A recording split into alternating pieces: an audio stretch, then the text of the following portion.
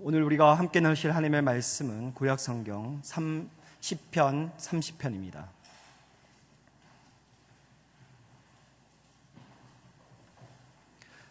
구약성경 시편 30편, 제가 가진 성경 822페이지입니다.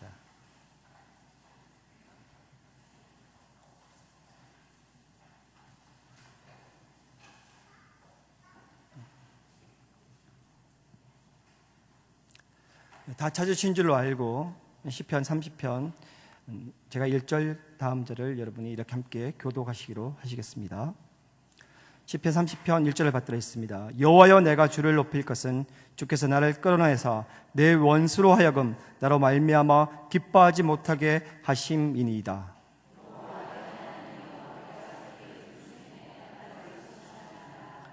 여호와여, 주께서 내 영혼을 스올에서 끌어내어 나를 살리사 무덤으로 내려가지 아니하게 하셨나이다.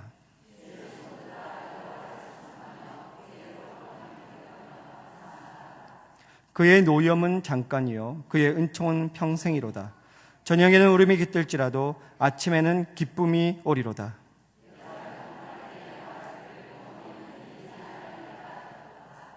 여호와여, 주의 은혜로 나를 산같이 굳게 세우셨더니 주의 얼굴을 가리심에 내가 근심하였나이다. 내가 무덤에 내려갈 때 나의 피가 무슨 유익이 있으리요? 진토가 어떻게 주를 찬송하며 주의 진리를 선포하리이까?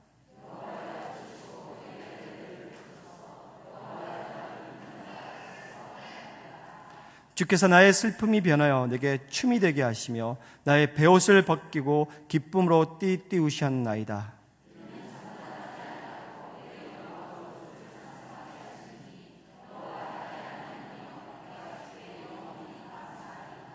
아멘. 우리 다 함께 기도하시겠습니다. 아버지 하나님, 감사합니다. 부족한 종이 주님 앞에 섰습니다. 사람의 입술은 감추어 주시옵시고 하나님의 말씀을 담대하게 전할 수 있는 온전한 통로가 될 수 있도록 도와주시옵소서. 이 시간 듣는 이들을 위해서 기도합니다. 마음의 순적함을 회복하여 주시옵시고 하나님을 사랑하는 마음 가운데 복음의 씨앗이 떨어지며 말씀의 씨앗이 떨어질 때 그것이 30배, 60배, 100배의 열매를 맺을 수 있도록 인도하여 주시옵소서. 예배의 시종을 하나님께 올려드립니다. 하나님 홀로 영광받아 주시옵소서. 감사와 찬양을 올려드리옵고 살아계신 우리 주 예수 그리스도 이름으로 기도드립니다. 아멘. 할렐루야. 네, 우리 주 예수 그리스도의 평강이 여러분의 심령 가운데 가득하시기를 주님으로 축복합니다. 아멘. 예. 이번 작정 밤 기도의 주제가 무엇입니까? 예. 감사를 회복하라. 입니다. 예. 이틀 동안 감사가 많이 회복되셨습니까? 아멘이십니까? 예. 남은 기도를 통해서 우리 안에 감사를 온전하게 회복시키는 성령의 충만한 임재가 이곳에 있기를 기도합니다. 아멘. 예. 오늘 우리는 다윗의 노년에 자신이 살아온 인생을 돌아보면서 평생을 지켜주신 하나님께 감사를 고백하는 그런 시편을 함께 나누기를 원합니다. 우리도 인생을 살아가면서 많은 일들을 겪고 또 때로는 고난을 견디며 살아갑니다만 다윗의 삶과 감히 그 파란만장함을 겨눌 수 있는 사람이 얼마나 될까요? 그럼에도 불구하고 다윗은 수많은 감사의 고백을 해왔고 또 이렇게 인생의 마지막에 하나님께 감사하는 찬양을 우리에게 들려주고 있습니다. 여러분, 우리도 감사합시다. 예, 이것이 오늘 설교의 제목입니다. 우리 옆에 있는 분들에게 한번 이렇게 인사했으면 좋겠습니다. 감사합시다. 이렇게 인사했습니다. 감사합니다. 예, 감사합시다. 네, 감사합니다. 예, 최근 사회 현상을 반영하고 있는 심리학 용어로서 빈둥지 증후군이라는 단어가 있습니다. 예. 이는 주로 여성들에게 나타나는 증상이지만 남성들에게도 발견된다고 주장하는 심리학자들도 있습니다. 어미새가 정성껏 아기새를 키웁니다. 어미의 사랑을 받으며 아기새가 날개짓을 하기 시작합니다. 어느 날 장성한 아기새는 둥지와 어미새를 남겨두고 자신의 하늘로 향해서 날아갑니다. 텅 빈 둥지 속에 덩그러니 홀로 남게 된 어미새는 말할 수 없는 쓸쓸함을 느낍니다. 이처럼 자식을 떠나보낸 부모의 허전함, 혹시 자식이 함께 있어도 세대 차이나 또 문화 차이에 있어서 더 이상 공감이 느껴지지 못하는 부모의 허전함이 우울증으로 깊어진 것이 바로 빈둥지 증후군이라는 것입니다. 그런데 이렇게 빈둥지 증후군을 조심해야 할 지극한 연배에 어느 시인이 쓸쓸함의 고마움이라는 시를 썼습니다. 제가 한번 읽어드리겠습니다. 얘들아, 우리를 쓸쓸하게 살게 해주어 고맙구나. 멀리 멀리 떠나가 너희 마음대로 잘 살아주어서 고맙구나. 너희 엄마랑 둘이서 보낼 수 있는 쓸쓸한 긴 밤이 참 좋단다. 아침에 일어나 편안한 마음으로 바라보는 햇볕 또한 좋단다. 그저 햇볕으로, 바람을 바람으로, 꽃을 꽃으로만 느끼고 살도록 해주어서 고맙구나. 애를 키우나 정신없고 돈 버느라 정신없을 때는 햇볕의 따사로움도 꽃의 향기도 느낄 여유가 없었습니다. 자식을 다 떠나보내고 나니까 햇볕으로 또 꽃으로 바람을 바람으로 느낄 수 있어서 고맙다는 시인의 고백인 것입니다. 사람이란 이처럼 참 신비한 존재입니다. 어떤 사람은 쓸쓸함 때문에 우울증에 걸리고 또 어떤 사람은 쓸쓸함 속에서 고마움을 느낍니다.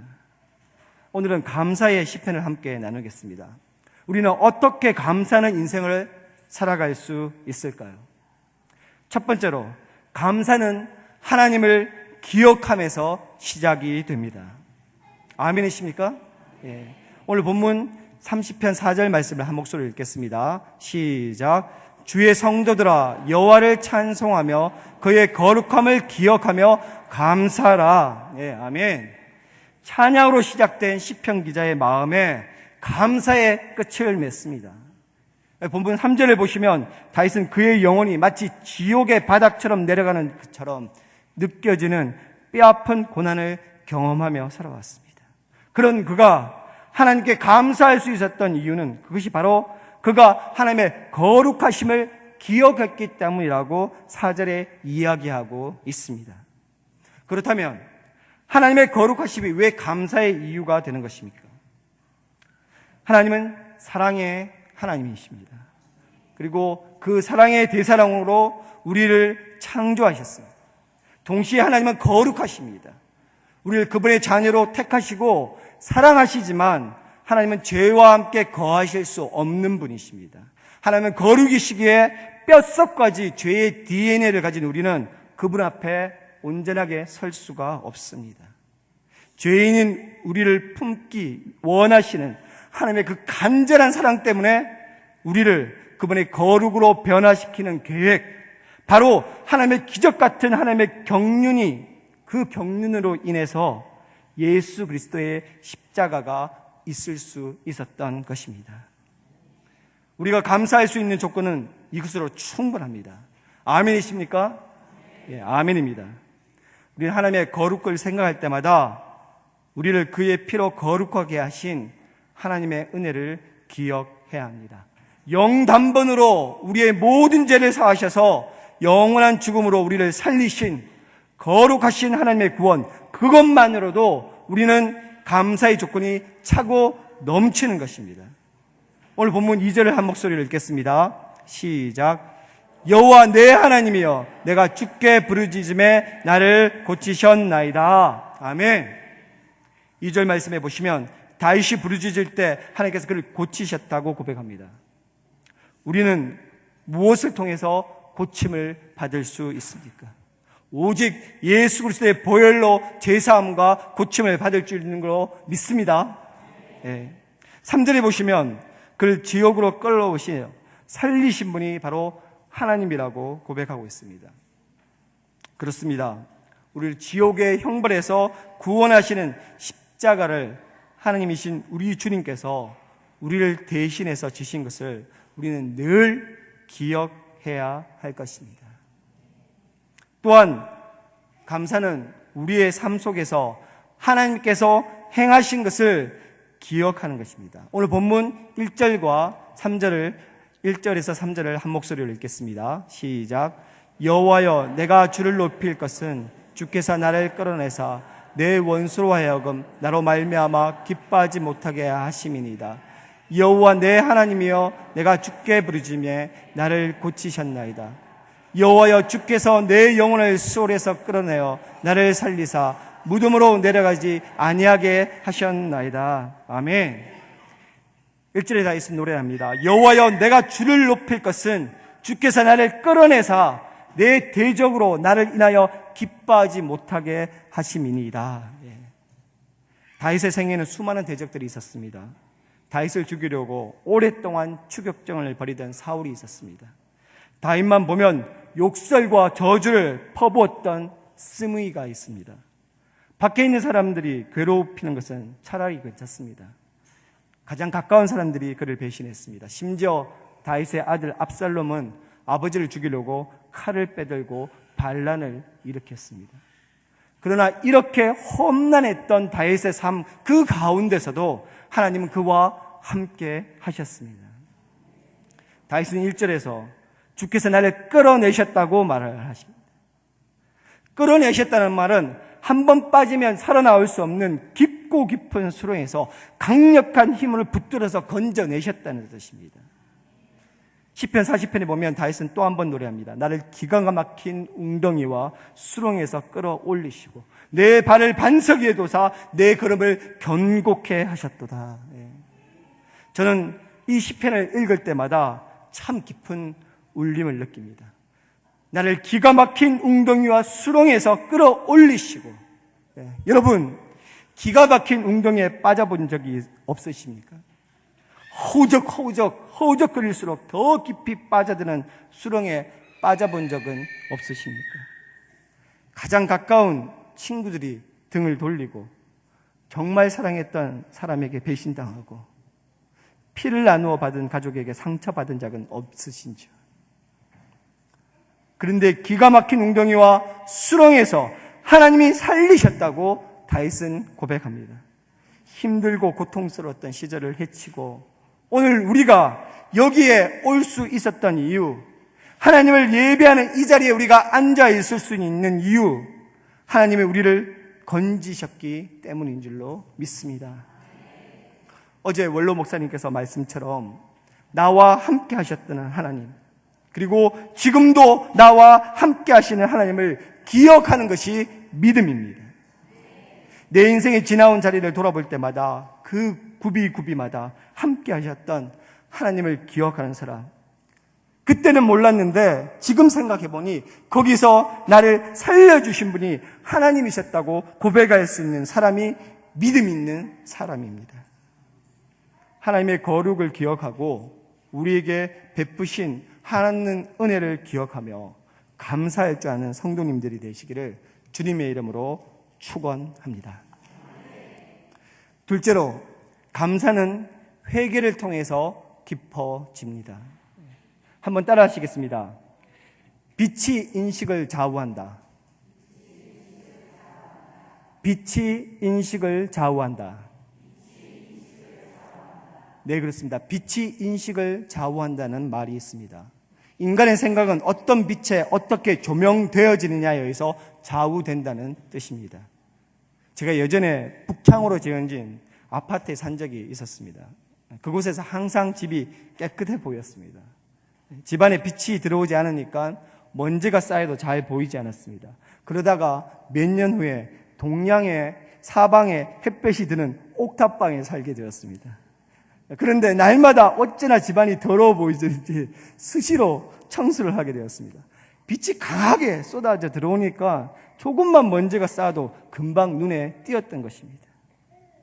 사실은 어느 쪽 집이 더 깨끗했는지 저는 잘 모르겠습니다. 어쩌면 옥탑방 쪽이 더 오히려 1층보다 먼지가 덜 들어왔는지도 모릅니다. 마찬가지로 우리의 영혼 또한 하나님의 진리가 비춰져야지 무엇이 의이고 무엇이 죄인지를 우리가 알고 느껴지게 되는 것입니다. 세상은 참으로 희한합니다. 평생 착한 일만 하고 사셨던 바울은 죽기 전에 이렇게 말했습니다. 내가 죄인 중에 괴순이라. 어거스틴 같은 성자나 톨스토이 같은 사상가들도 참회록을 썼습니다. 내가 말도 못할 죄인이라고 참회하면서 인생을 마무리하고 살았습니다. 그런데 정반대로 정말 못되게 산 사람들은 끝까지 자기가 옳다고 우깁니다. 며칠 전에 어느 유명한 30대 여배우와 50대 후반의 영화감독의 불륜으로 한 가정이 파괴되었는데도 불구하고 정작 당사자들은 그것이 얼마나 자신이 다른 가족들에게 상처를 준 것인지 잘 모르는 것 같았습니다. 왜 그럴까요? 빛이 인식을 좌우하기 때문입니다. 진리의 빛 안에 사는 사람에는 자기 죄가 보입니다. 거짓과 어둠 속에서 사는 사람의 눈에는 자신의 죄가 보이지 않습니다. 그래서 내가 죄인 있는 것을 깨닫는 것이 놀라운 은총입니다. 하나님이 나를 버리지 않으셨다는 증거인 것입니다. 하나님은 하나님의 백성들에게 진리의 빛을 비추셔서 죄를 보게 하십니다. 오늘 본문 7절에서 11절을 우리 찬찬히 한 목소리로 읽겠습니다. 시작. 여호와여, 주의 은혜로 나를 산같이 굳게 세우셨더니 주의 얼굴을 가리심에 내가 근심하였나이다. 여호와여, 내가 주께 부르짖고 여호와께 간구하기를 내가 무덤에 내려갈 때 나의 피가 무슨 유익이 있으리요? 진토가 어떻게 주를 찬송하며 주의 진리를 선포하리이까? 여호와여, 들으시고 내게 은혜를 베푸소서. 여호와여, 나를 돕는 자가 되소서 하였나이다. 주께서 나의 슬픔이 변하여 내게 춤이 되게 하시며 나의 베옷을 벗기고 기쁨으로 띠우셨나이다. 아멘. 다윗은 위대한 전체가요, 탁월한 전략가요, 천재적인 시인이었습니다. 그렇다고 그에게 죄가 없었던 것은 아닙니다. 남의 여자를 빼앗기 위해 남편을 죽이기까지 했습니다. 역사적으로 볼 때 왕들이 남의 여자를 빼앗는 것은 비일비재한 일이었고 대부분 그게 죄라고 여겨지지도 않았습니다. 하지만 다윗은 자신의 죄를 철저하게 인정을 했습니다. 다윗 정도 되는 제왕이라면 막강한 권력을 이용해서 얼마든지 죄를 감출 수 있었을 것입니다. 하지만 다윗은 오히려 자신의 죄를 만천하에 공개했습니다. 밤마다 울면서 괴로워했는데 어찌나 눈물을 많이 흘렸는지 침상이 다 젖었습니다. 오늘 우리가 읽었던 7절과 11절에서 다윗은 자신의 죄로 인해 하나님께 그 얼굴을 가리셨을 때 근심함으로 주께 부르짖으며 간구했다고 이야기하고 있습니다. 주님의 도우심을 간절히 바라며 베옷을 입고 슬피 울며 회개했습니다. 죄의 대가도 톡톡하게 치루었습니다. 죄 때문에 자신의 아기가 죽었습니다. 죄 때문에 집안에 칼부림이 끊이지 않았습니다. 자식이 부모를 향해 칼을 들었습니다. 이런 처절한 대가를 치르면서 다윗은 처절히 하나님 앞에 자신을 돌이켜서 마침내 죄를 극복해내었습니다. 용서의 은총을 경험한 다윗이 11절에서 이렇게 말합니다. 주께서 나의 슬픔을 변하여 춤이 되게 하시며 나의 베옷을 벗기고 기쁨으로 띠우셨나이다 라고 고백합니다. 온전한 기쁨과 감사의 찬양을 드립니다. 하나님이 그의 회개를 받으시고 그의 죄를 용서하셨습니다. 울음으로 가득 찼던 저녁이 지나 기쁨으로 밝아오는 아침을 맞게 하셨습니다. 슬픔이 변하여서 기쁨이 춤이 되게 하셨습니다. 진실하게 회개하는 사람에게 용서의 은혜가 내립니다. 우리 주님의 용서 앞에서 우리가 어찌 감사하지 않을 수 있겠습니까? 그래서 하이리 밀러는 회개는 최선의 감사라고 말했습니다. 날마다 회개할 수 있는 은혜가 저와 여러분에게 떠나지 않기를 주님의 이름으로 축원합니다. 아멘. 셋째로, 감사는 믿음의 결단입니다. 오늘 본문 마지막 12절은 다윗의 결단을 보여줍니다. 여호와 나의 하나님이여, 내가 주께 영영이 감사하리이다. 상황이 좋아서 감사하는 것이 아닙니다. 좋은 일만 생겨서 감사하는 것이 아닙니다. 어떤 상황 속에든지 함께 하시는 하나님을 바라보면서 죽음을 넘어서 영원히 감사하겠다고 다윗은 믿음으로 결단하고 있는 것입니다. 온전한 감사는 주어진 모든 상황 속에서 감사를 믿음으로 선택하는 것입니다. 빅터 프랭클이라는 유태인 심리학자가 있습니다. 세계 최고의 석학을 둔 문화에서 공부하고 출세 가도를 달리던 교수였습니다. 그런데 그의 인생에 어느 날 갑자기 산산조각이 납니다. 히틀러가 오스트리아를 점령하면서 유대인을 닥치는 대로 잡아 죽였습니다. 빅터 프랭클은 전 재산을 빼앗기고 강제로 열차에 태워져서 폴란드로 보내졌습니다. 그가 내려진 곳이 악명 높은 아우슈비츠 수용소였습니다. 죽음의 수용소에서 말 못할 고통을 겪으면서 프랭클은 생각을 합니다. 이렇게 사느니 차라리 죽는 게 낫지 않을까? 도대체 나에게 남아있는 것이 무엇인가? 유태인이라는 이유로 전 재산을 빼앗기고 교수의 자리에서 끌려 내려왔습니다. 그의 아버지와 어머니가 죽었습니다. 아내와 두 자식이 죽었습니다. 형제들이 차례로 죽어갑니다. 그의 남은 것은 아무것도 없었습니다. 이제 나에게 남아있는 것이 무엇일까? 과연 무엇일까? 고민하다가 프랭크가 무릎을 쳤습니다. 아무도 빼앗을 수 없는 나의 마지막 자유, 그것은 생각하는 자유요, 마음의 자유요, 선택할 수 있는 자유다. 내 밖에 있는 것은 다 빼앗아 갈 수 있다. 그러나 내 마음으로 무엇을 생각하는지 아무도 빼앗아 갈 수 없다. 프랭클은 또 고민합니다.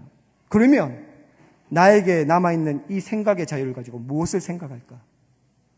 독일인들을 미워하고 증오하고 원망하고 불평하기를 선택할까? 아니면 감사하고 기뻐하고 행복하기를 선택할까? 프랭클은 기뻐하고 감사하기를 선택했습니다. 그날부터 그는 감사하는 일만 생각했습니다. 고통 속에 살면서도 저녁 노을이 지는 것을 보고 감사했습니다. 길가에 피어있는 한 송이 꽃을 보고 감사를 했습니다. 프랭크의 책을 읽다가 저는 크게 감동받은 한 구절이 있습니다. 하루 종일 중노동에 시달리다가 기진맥진한 채로 짐승우리 같은 막사로 돌아왔는데 진흙 웅덩이에 하늘이 비쳤습니다. 더러운 진흙 웅덩이에 비친 맑은 하늘을 보고 프랭크가 이런 기록을 남겼습니다. 세상이 이처럼 아름다울 수 있다니. 세상이 이처럼 아름다울 수 있다니. 아무도 웃지 않는 그곳에서 그는 혼자 웃었습니다. 아무도 감사하지 않는 곳에서 그는 혼자 감사했습니다. 그의 모습이 사람들을 감동시켰습니다. 나중에는 그를 괴롭히던 고문하던 간수들까지 감동시켰습니다. 그들은 매일 한 가지씩 재미있는 이야기를 지어서 나누었습니다. 깔깔깔깔 그렇게 웃으면서 감사하면서 그들은 참혹한 세월을 견뎌냈습니다. 무려 400만 명이 넘는 사람들이 학살당하고 단 7,650명만이 살아남는 아우슈비츠에서 프랭크와 그의 동료들은 끝까지 살아남았습니다. 그 프랭크의 책은 세계적인 베스트셀러가 되었습니다. 37살에 끌려가서 3년 만에 풀려난 프랭크는 그 무려 52년간 더 살았습니다. 죽음의 수용소를 견뎌낸 힘을 가지고 수많은 사람들을 상담하고 치료하고 위로하는 마지막까지 참으로 아름답고 가치 있는 삶을 살았습니다. 우리에게 남아있는 마지막 자유, 아무도 빼앗을 수 없는 마지막 자유가 있다면 그 자유를 가지고 매 순간 하나님의 구원의 은혜를 기억하며 감사하기를 선택하는 저와 여러분이 되시기를 바랍니다. 세상의 시각으로 보면 불평할 수밖에 없는 상황이지만 의에 줄이고 목마른 상태에서 보면 무엇 하나 눈물을 흘리며 감사하지 않을 것이 없습니다. 우리의 욕심과 기대를 잠시 내려놓고 우리의 기대가 채워지는 것이 중요한 것이 아니라 하나님의 자녀로 거룩하신 하나님의 형상을 닮아가며 오늘 우리가 숨을 쉬고 살아있다는 이 사실 그 자체만으로 감사한 것입니다. 왜냐하면 우리가 하나님의 자녀인 이상 우리 하나님이 우리의 모든 것을 책임져 주시기 때문입니다. 사랑하는 여러분, 삶이 여러분을 속일지라도 슬퍼하거나 노하지 마십시오. 감사하는 사람은 세상을 이길 수 있습니다. 감사하는 사람은 마귀를 이길 수 있습니다. 어떤 불평과 역경과 감사하는 사람을 괴롭히지 못하는 것입니다. 감사하는 사람을 이길 장사는 없습니다. 더욱 은혜 가운데 거할 수 있는 비결도 감사입니다. 감사는 이 땅이 아니라 천국에서 옵니다. 흔들리지 않는 영원한 나라에서 흘러나오는 생수가 감사입니다. 감사하기 시작하면 세상이 변합니다. 감사하면 자신이 변하고 감사하면 환경이 변합니다. 우리를 둘러싸고 있는 주위의 환경이 변하지 않는 것은 우리 입에 감사가 사라졌기 때문입니다. 건강해도 감사하고 병들어도 감사하십시오. 성공해도 감사하고 실패해도 감사하십시오. 뜻대로 되어도 감사하고 뜻대로 되지 않아도 감사하십시오. 은혜 받는 비결은 감사이며 은혜 받은 결과도 감사입니다. 하나님의 뜻이 무엇입니까? 우리에게 주어진 모든 범사에 감사하는 것이 하나님의 뜻입니다. 사랑하는 여러분, 감사는 기억에서부터 시작됩니다. 우리와 함께 하시는 하나님과 하나님께서 우리를 행하신 일들을 기억할 때 나의 연약함과 부족함 그리고 우리 안에 있는 숨겨진 죄가 보입니다. 그래서 진정한 감사는 참된 회개를 통해서 더욱더 깊어지는 것입니다. 그리고 감사는 믿음의 결단입니다. 오늘 시편 기자의 마지막 고백처럼 내가 영원히 하나님께 감사하리이다.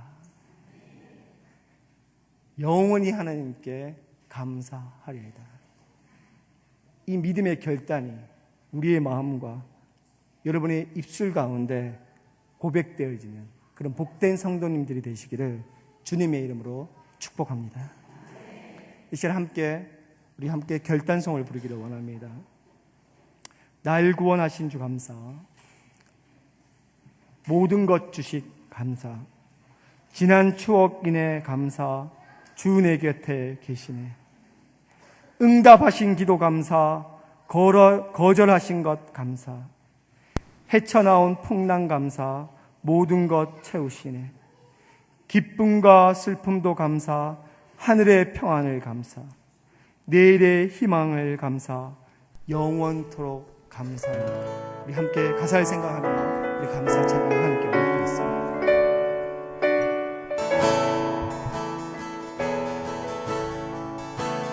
날 구원하신 주 감사, 모든 것 주심 감사, 지난 추억이 내 감사, 주 내 곁에 계시네. 향기로운 봄철의 감사, 외로운 가을날 감사, 사라진 눈물도 감사, 나의 영혼 날 구원하신 주 감사, 날 구원하신 주 감사, 모든 것 주신 감사, 지난 추억이 내 감사, 주 내 곁에 계시네. 향기로운 봄철의 감사, 외로운 가을날 감사, 사라진 눈물도 감사, 나의 영혼 응답하신 기도 감사, 응답하신 기도 거절하신 것 감사, 감사, 거절하신 것 감사, 헤쳐나온 풍랑 감사, 헤쳐나온 풍랑 감사, 모든 것 채우시네. 아픔과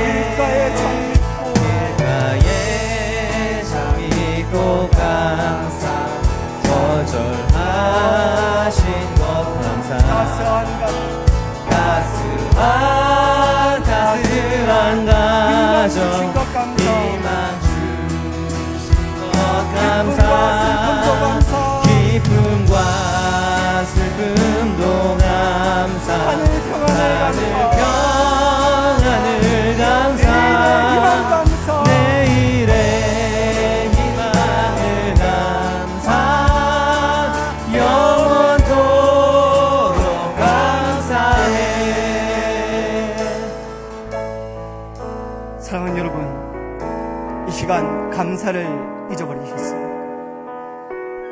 다시 한번 우리의 과거 가운데 우리 안에 행하셨던 구비구비마다 우리를 지키시고 인도하셨던 지금까지 인도해 주신 에베네셀의 하나님을 찬양합시다. 그리고 하나님께 감사합시다. 감사로 제사를 드린 자가 하나님의 영원롭게 하느니 그 행위를 옳게 하는 자에게 하나님의 구원을 보이신다고 말씀하셨습니다. 감사하는 사람을 세상이 이길 수가 없습니다. 감사하는 사람은 마귀를 이길 수 있습니다. 어떤 불평과 역경도 감사하는 사람을 괴롭히지 못하는 것입니다. 이 시간 우리 함께 하나님 다시 한번 우리에게 잊혀져 버렸던 감사를 회복해 달라고 주여 3번 부르고 합심하여 기도하며 나아갑니다. 주여